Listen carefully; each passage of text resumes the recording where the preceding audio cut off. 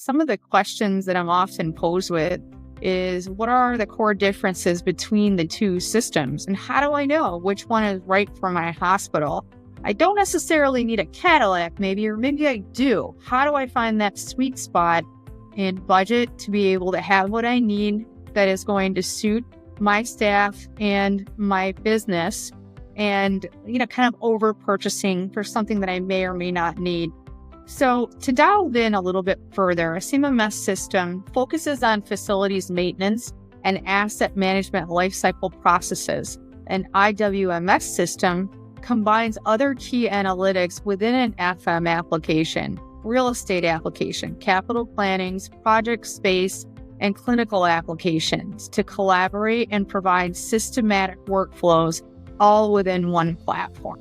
So how do you choose which system is right for the hospital? And really it becomes a conversation about the size of the hospital. If you're a large health system that is in 30 states, that has multiple integrated delivery network status with different occupancies such as acute care, clinical spaces, they would be best served for a system that is an IWMS system, for example. Whereas a smaller health system also needs to decide if the option is right for them. How complex do I need this? Do I need it just for maintenance and simple work order tasks to stay compliant? Or do I need a complex maintenance system to equate in space needs, large workforce distribution? Do I need to consider demographics, my footprint, and real estate portfolios? So maybe you're starting with a couple of systems that has room to tack on some of these systems as they start to grow, and you can gradually grow into an IWMS system to have clear